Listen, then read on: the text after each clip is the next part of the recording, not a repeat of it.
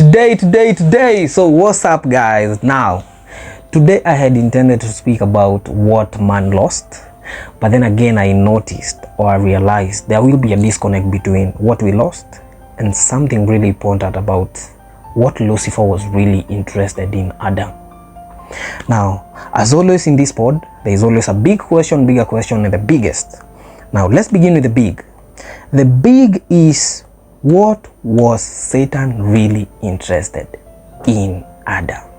And I think hiyo tutai-advance ikuwe bigger. Let's begin with big. Big ni nini ilifanya shetani afukuzwe? The biggest question is, there is something we had gained. I think in the second episode we spoke about what we gained. There is something we had gained, a man had gained, and Satan really capitalized on getting that thing. So what was that thing? What was that? Now let's begin with the big. Nini ilifanya shetani afukuzwe? And now there are three instances in the Bible that speaks about the falling of Lucifer. That is Isaiah chapter 14, Ezekiel chapter 28, and then Revelation chapter 12. Now Isaiah chapter 14 speaks about the intent that Nani had, that Lucifer had, and then Ezekiel 28, it speaks about the magnificence that he had, and then Revelation 12, it speaks about now the culmination of those, yeye akidunda and stuff. Okay, now why did he really fall? Before I go to that, let me explain who Lucifer was for a bit. According to Ezekiel 28, it says that Lucifer was the it. Yani wewe unaona mtu yote unaona gandio. Lucifer now was the it. Lucifer was made of precious stones, including diamond, gold, sapphire, vitu zote zenye unaweza fikiria. Okay? Sijui onyx, hizo vitu. And then part of his body, he had some things called timbrels and pipes. So hizo timbrels and pipes, they used to play music. One of the major reasons ya mbona shetani ana capitalize sana on music, because him producing music, he did not need any external instruments. All of them were created in him. So yangetaka tu kuimba, as in short, alikuwa heavenly minister. Alright? So angetaka tu leo napiga bien inatoka. He does not need to write nothing. That is one. Two, he was the anointed cherub. Anointed cherub means alikuwa head of every department. So every department of angels walikuwa na report kwa umse. Three, he was the only guy with a direct contact to God. Among the subjects wa God, yeye ndiye alikuwa na direct contact na God. Should be around Isaiah 14 or hapo Ezekiel, utajisomea. Alright? And because of this, now I need to discuss about something about yeye kukuwa the head of every department. Now if you realize, ama if you have noticed, Lucifer did not fall alone. Lucifer fell with some angels who are called the fallen angels. Now for instance, if you are a manager, and in this case you are not a very good manager,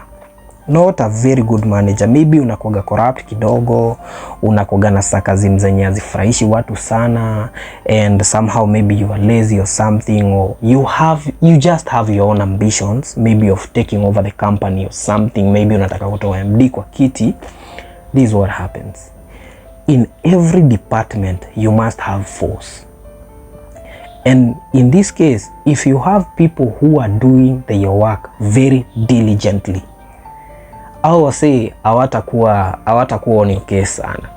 So wewe utakuwa unaenda kwa department yao na supervise ile kitu unafaa kusupervise, and then ukiangalia you'll be so stiff on them. But of course, in that same department there are people who have already conformed to the system, and somehow wameingiana na pattern yako.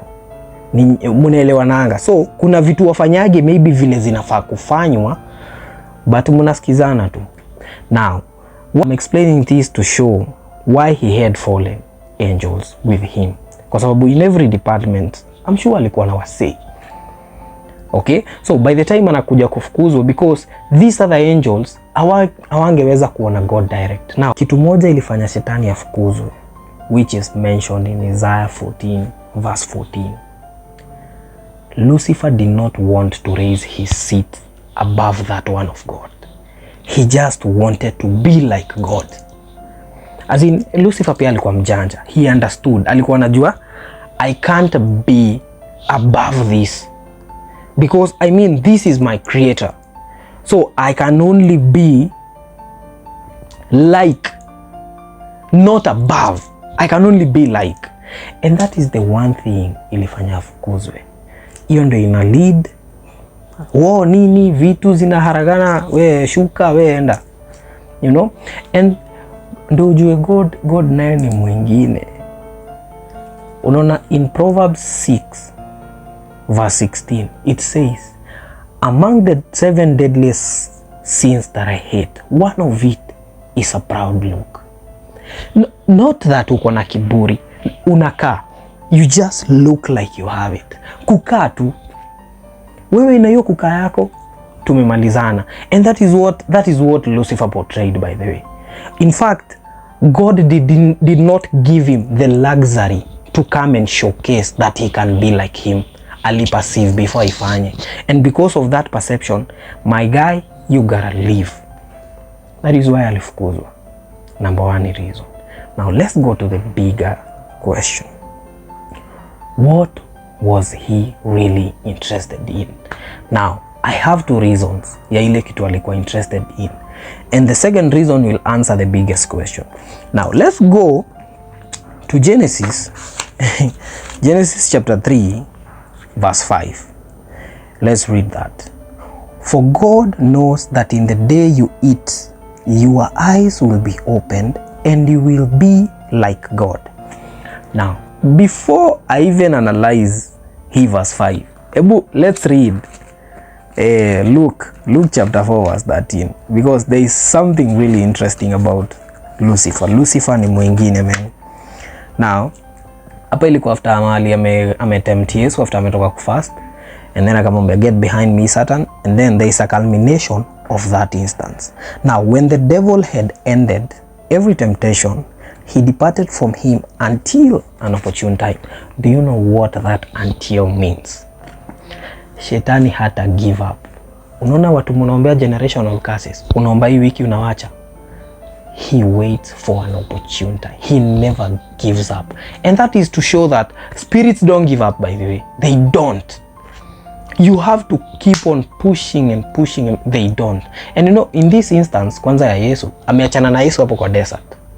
Then anaenda namtegea, anaingia kwa Peter. So, by the time Yesu anafika kuambia Satan mwenye ako ndani ya Peter, get behind me Satan, it's not the first time he's telling him that. Ashamwambia tena before.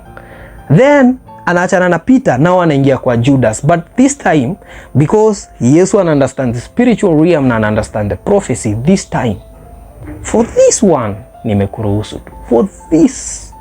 Now, Shetani anadhani ni opportune time, but according to Jesus, yanajua, now this is according to prophecy. So, this time round, sitakwambia kaa behind me.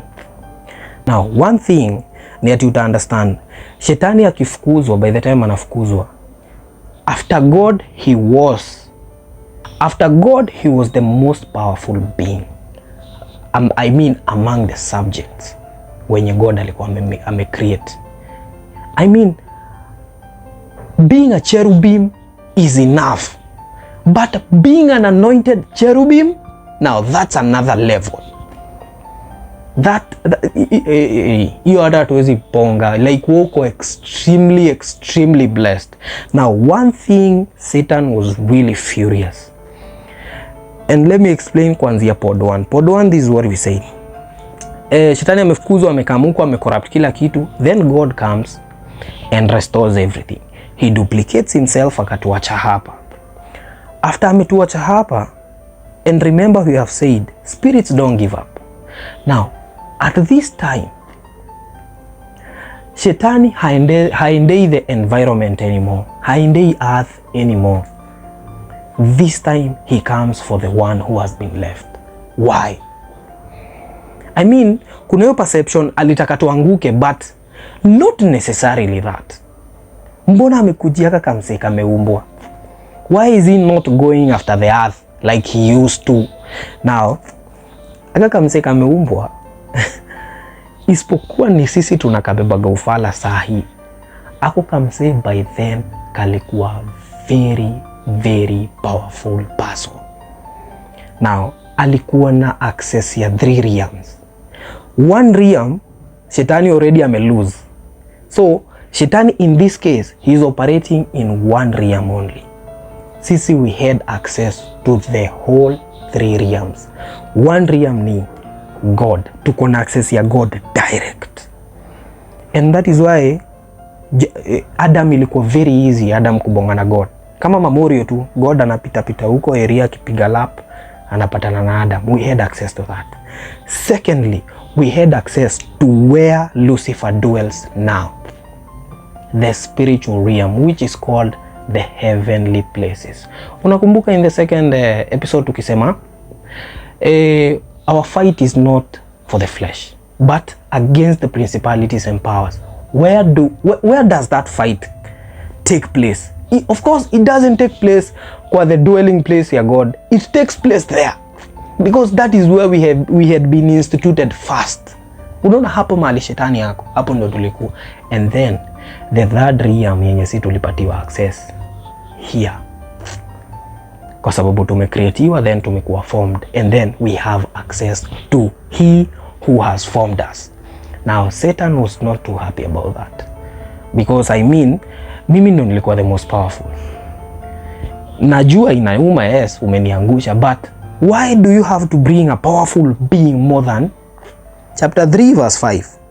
For God knows that in the day you eat it, your eyes will be open and you will be like God. Now, unaona hiyo you will be like God.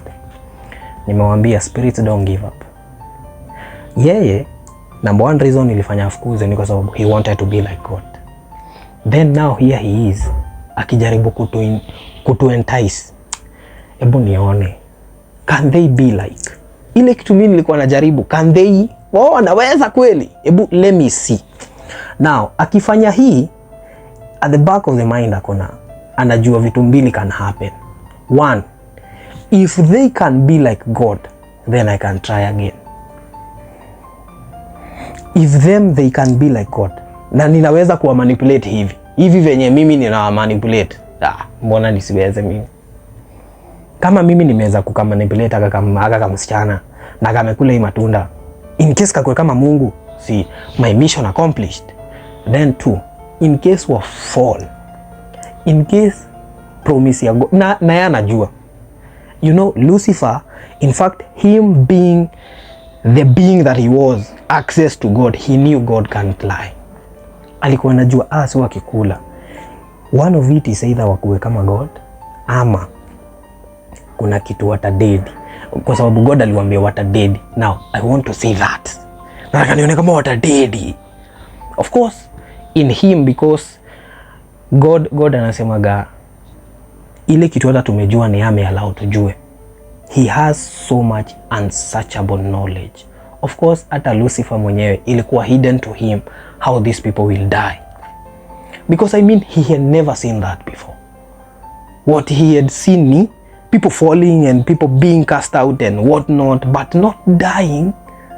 What do you mean dying?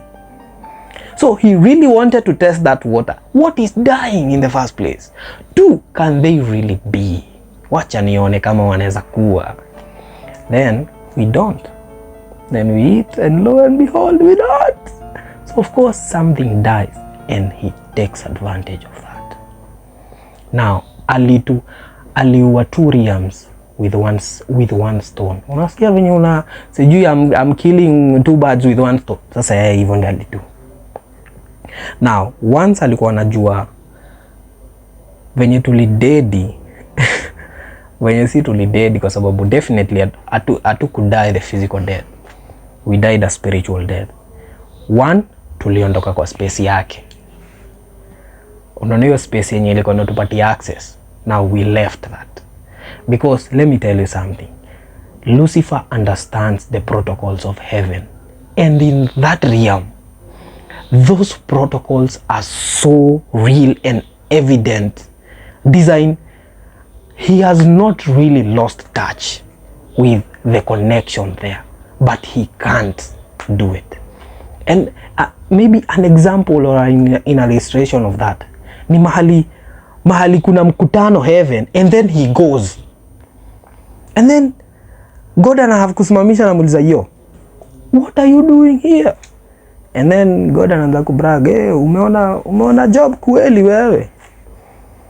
And then Satani anamwambia, ai, kama nimemuona, inaona venye umemsurround, unamsurround sana, achilia umutu. Now what I'm saying that is that realm gave us that access because spirit meets with spirit. Venye si tulidai hivyo, ilikani kama tumelakio connection. Bakini huko chini, tuone kama mnaweza. Now unakumbuka nikikwambia spirits don't give up? Unaona that temptation he gave Eve, who I'm calling the first Adam, ilikuwa temptation ya chakula. Venye alipata Yesu kwa wilderness, it is the same temptation alimpatia. The first thing after Yesu ametoka kunini, hebu kula kaka kitu ya. And you know, hiyo temptation ilikuwa tu ni ile kitu. Unaona ile tu ya kwanza, but this time I understand who Jesus is. I understand Jesus is the Almighty, Jesus is the it. I know ulijaribu Adamu wa kwanza, but Adamu wa kwanza hajui. Adamu wa kwanza hata hajui evil ni nini. Adamu wa kwanza he so innocent. Kina Eve, they are so innocent, hata waelewi. But this second Adam understands. Awezi nipima na food. Ndio nimetoka kufasti hapa. So and you know, I am so much convinced if Eve would have prevailed the first temptation ya pili ingekuwa hiyo yenye God, ingekuwa hiyo yenye alitempt nayo Yesu. Hiyo ya nitumikie nitakupatia hizi vitu nini, hizo mashenanigans. But now since haikuwezekana, sisi tukaenda venye kulienda, and now we are here my guys, and that is what Satan was really interested. And I really needed to tell you that guys. And so musikubali kumpatia ile kitu anataka, because nimwambia I give up, na anatumia tu the same tricks. Yenye alitumia kwa Eve ndiye alitumia kwa Yesu. So yenye atatumia kwangu ndiye atatumia kwako. Kama atakuja kwangu na fornication, wewe jua atakuja kwako na the same. Kama atakuja kwangu sijui na sherehe na madre, atakuja tu kwako na the same. Aendagi mbali sana, ni kenye tu ina affect. So guys, that being said, au revoir guys. I love you so much.